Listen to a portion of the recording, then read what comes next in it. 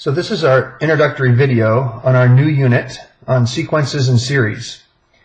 We're going to start this unit before we start talking about the different vocabulary terms and things we're going to need to know with a very traditional problem called the handshake problem.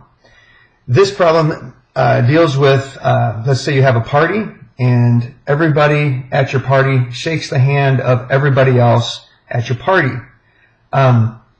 Let's suppose that there are 25 people, okay, at your party, and everybody at the party shakes the hand of everybody else.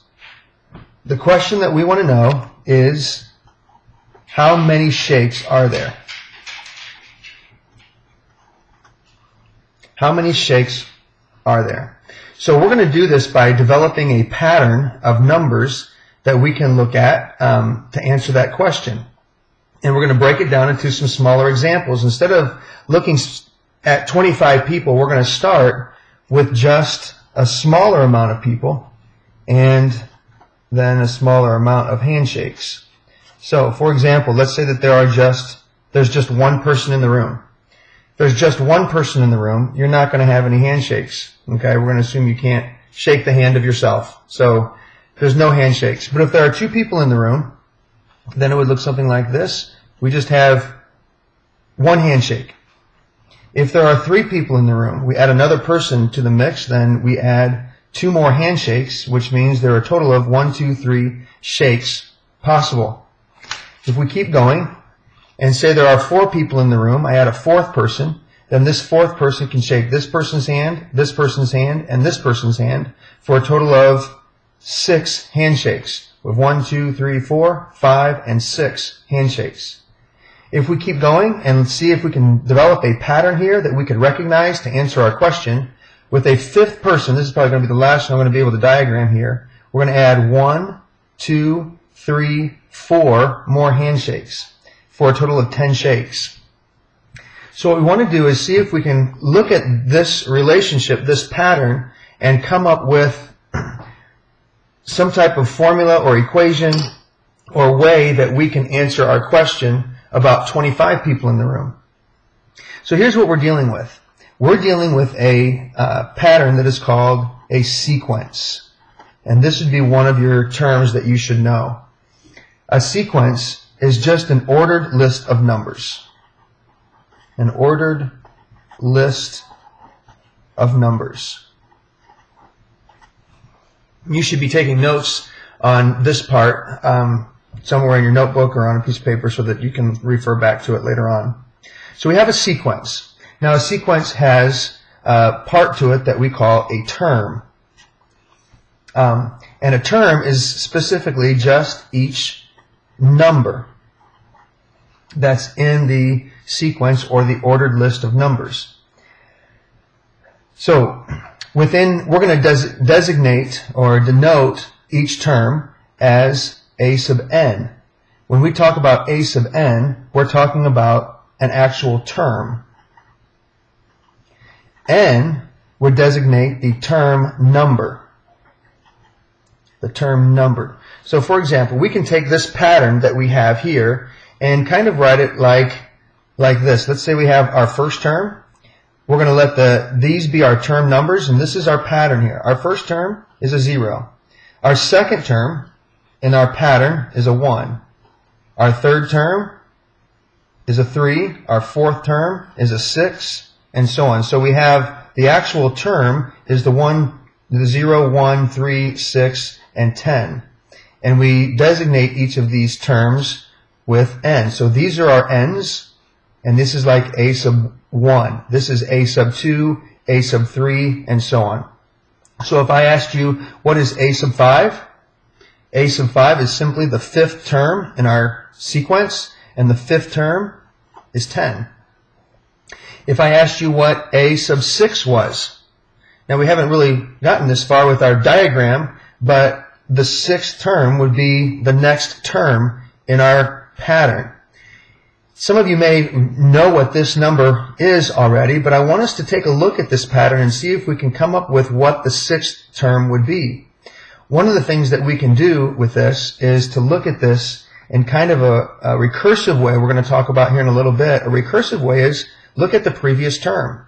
Here I add 1.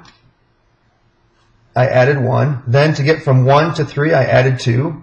To get from 3 to 6, I added 3. And then I added 4. And so the next term, I would add 5. And it would be 15. So the 6th term is 15. So a sub n is 15, but the actual n is 6. And this is how we would designate or denote a pattern like the one we have here.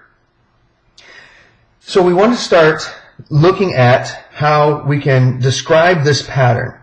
And there's 2 ways to describe this pattern. And so the first way we're going to try to describe this pattern is in a recursive way. A recursive way, or a recursive formula,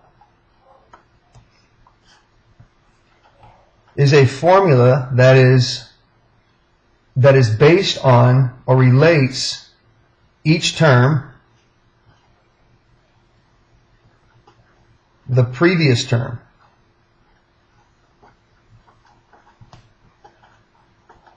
So it's based on the previous term.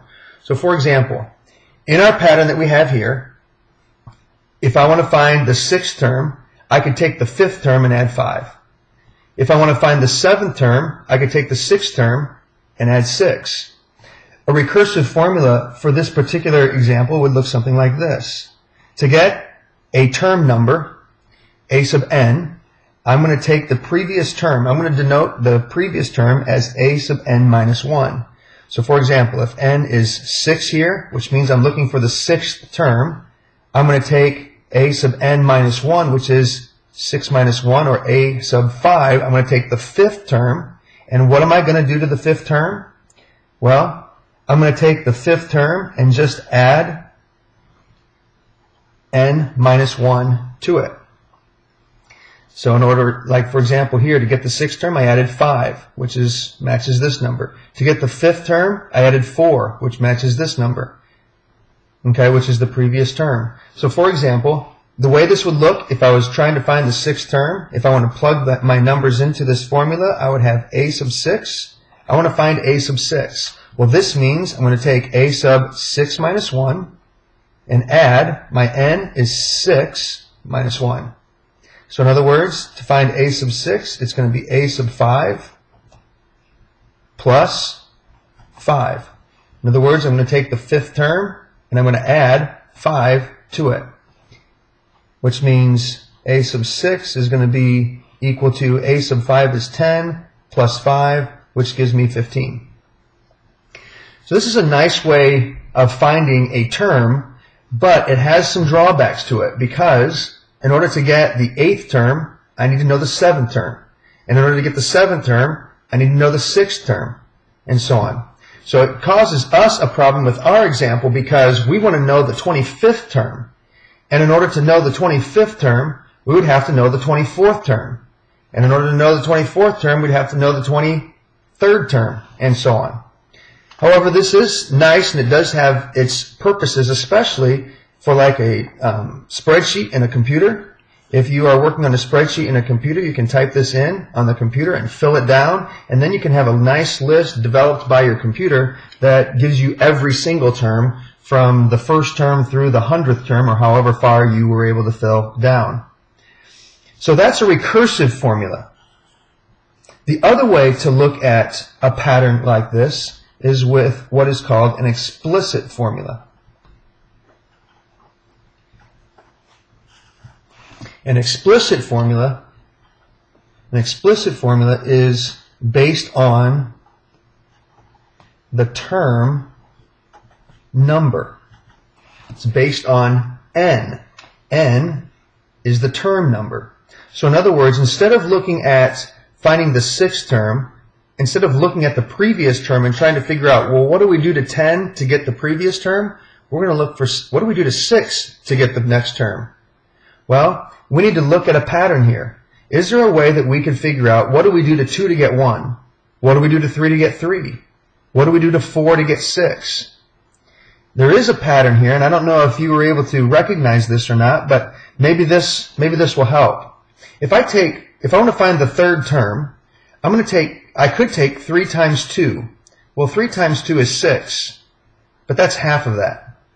If I want to take the fourth term, I could take 4 times 3, but 6 is half that. If I take 4 times 5, that's 20, but 10 is half that. If I want to find the sixth term, well, I could take 6 times 5. Well, 6 times 5 is 30, but half that is 15. And we know from what we talked about before that our sixth term really is 15. If I want to find the seventh term, well, I could take 6 times 7, which is 42, but half that is 21. It's a different way of looking at the pattern that we didn't look at before in a recursive way. But if we look at it in an explicit way, we can come up with a formula that looks more like this. To get a sub n, which is the nth term of a sequence, I could just take n, which is the term number, like to get the seventh term, I could take the term number, and I could multiply that by the previous term, which is n minus 1, and then divide it by 2. So all of these will work. If I want to find, here's an example of this would be something like this. If I want to find the sixth term, well, I'm going to take the number 6, and then 6 minus 1, which is 5, and divide it by 2. And that gives me 6 times 5 is 30, divided by 2 is 15. With what we want to accomplish with the 25 people in our party that we're trying to find the number of handshakes for, this explicit formula is a lot easier to work with because I don't need to know the 24th term or the 23rd term. To get the 25th term, I'm just going to take the number 25 because that's my n. I'm going to multiply it times n minus 1, which is 24, and I'm going to divide that by 2. I wish I would have done this before. 25 times 24, I think, is 600, and 600 divided by 2, I believe, is 300, which means there would be 300 handshakes. Let me just make sure that that's right. If I take, I hate to have a wrong answer here,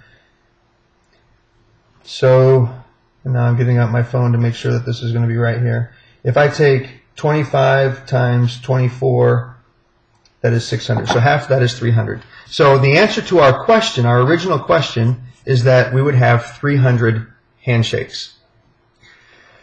The big idea here is this. We want to know what is a sequence. We want to know what is a term. We want to be able to designate a term as a sub n and a term number as n. We want to know the difference between a recursive formula and an explicit formula. And ultimately, what we want to do is be able to write those formulas for a given pattern. So let's take a look at some patterns that are a little bit easier to work with other than the one we just did with the handshakes. So let's just take a real easy pattern like this, 2, 4, 6, 8, 10. You guys can probably recognize this pattern. It's just the even numbers. But what we want to do is come up with a recursive formula for this and an explicit formula for it. So let's start with a recursive formula. Remember, a recursive formula is a formula that's based on the previous terms. So in other words, what do I do to 2 to get 4, and 4 to get 6, and 6 to get 8, and 8 to get 10? Well, it's not too difficult to see that I'm just going to add 2 each time. So I always take the previous term, add 2, and I get the next term. So a recursive formula would look something like this. A sub n, which is the nth term, can be found by taking the previous term, which is a sub n minus 1, and adding 2. Now, in order to find any term on here, what I would have to do is first know one of the terms. Like, for example, I might need to know that a sub 1 is 2. Then, if I want to find the fourth term, well, I'd have to find the third term. And in order to find the third term, I'd have to find the second term. In order to find the second term, I could start with the first term. The second term is going to be 2 plus 2, which is 4. The third term is going to be 2 plus 2, which gives me the second term, plus 2 again, which gives me 6, and so on. But this right here is a recursive formula because it's based on the previous term. An explicit formula for this same pattern, this same sequence, would look something like this. A sub n can be found by taking 2 times whatever the term number is. For example, my first term is 1, or my first term is 2, my second term is 4, the third term is 6, the fourth term is 8, the fifth term is 10. So all I have to do is take the term number and double it. If I want to find the 25th term, it's going to be 50, because I would just take 2 times 25, which would give me 50. This is an explicit formula. We're going to use both of these types of formulas during this unit, so it's important that you know both and that you can be able to describe a pattern using both those formulas. Here's what I'd like for you to do. I'd like for you to pause the video, and when you pause the video, I would like to see if, before you press play again on the video, to see if you can write a recursive and an explicit formula for this pattern. This one starts with 5, 8, 11, 14, 17, and so on. Pause the video and see if you can get this to work. I'm going to assume that you did that, and we're going to go through and work on this together. A recursive formula, remember, is a formula that's based on the previous term. So we can see, here I add 3, here I add 3, here I add 3, here I add 3. So all I have to do to write a recursive formula, to find a sub n, I'm going to take the previous term, which is denoted as a sub n minus 1, and I'm going to add 3. This is my recursive formula. It's kind of useless if you don't know what the first term is. Here we wrote down what the first term was. We don't have to require that you write the first term, but this is what a recursive formula would look like. If I was on a spreadsheet, this would be something that I would type into the spreadsheet and fill it down in order to complete this pattern as far as I wanted it to go. Explicitly is probably a little bit more challenging. To get each term, I'm going to have to figure out, what do I do to 1 to get 5, and 2 to get 8, and 3 to get 11, and 4 to get 14? Well, one thing that can help us with this is possibly to figure out what would the 0th term be. If I work backwards, and instead of adding 3, if I subtracted 3, this would have to be a 2 here, because 2 plus 3 would give me 5. So see if this pattern makes sense to you, or if this formula makes sense to you. In order to find the next term, a sub n, I would take 3 times n and add 2. Here's why this works. The 0th term is just 2, but to get to the first term, I would start with 2 and add 3 once. To get the second term, I would start with 2, but I would add 3 twice. So I start with 2 and I add 3 2 times. To get to the third term, which is 11, I start with 2 and I add 3 once, twice, 3 times. So that would be starting with 2 and adding 3 times. There's different ways of writing this and getting the exact same pattern, but this would give us each term. For example, if I wanted to find the 5th term, it would be 3 times 5, which is 15. I start with 2, and I'm going to add 15, which is 17. These are kind of easy to figure out once you see the formula, a little bit more difficult to figure out on your own beforehand. Let's try one more. This is a different kind of pattern than the previous two. The previous two were adding the same thing. Here we added 2 each time. Here we're adding 3 each time. Let's take a look at this one. If I start with 6, if I write a recursive formula for this, here I multiply by 2, and I multiply by 2, and I multiply by 2, and so on. So a recursive formula is simply going to be this. A sub n equals the previous term times 2. Of course, you'd have to know what the previous term was in order to find the next term, but the recursive formula would look something like this. An explicit formula, a little bit more challenging maybe to figure out than a recursive formula. But we can do it. A sub n is going to equal, And again, it might be easier for us to figure out what the 0th term was, because I have to figure out how do I change a 1 to a 6, and a 2 to a 12, and a 3 to a 24, and a 4 to a 48. But if I work backwards, and instead of doubling it each time, cut it in half each time, the 0th term would be 3. So in other words, how do I change a 0 to a 3? Well, I could do something like this. If I started with 3 and I multiplied it times 2 to the nth power. How does this work? Well, if I start with 3 and I'm going to multiply it times 2 once, that would give me 6. In order to get 12, which is the second term, I would start with 3 and I would multiply it times 2 twice. I start with 3 and I multiply it times 2 twice. To get the third term, I start with 3 and I multiply it times 2 3 times. That's 3 times 2 to the third. So if I wanted to figure out, let's say, the 5th term, I know it's 96, but will this formula work? I would take 2 to the 5th power. We should know that 2 to the 5th power is 32. 32 times 3 is 96. And this would be an explicit formula that describes this sequence. Homework assignment tonight is to give you some experience looking at different patterns, finding the next few terms of a pattern, and then probably more important than that is coming up with a recursive or an explicit formula that correctly describes a pattern or a sequence. Good luck on your homework assignment, and we'll see you in class tomorrow.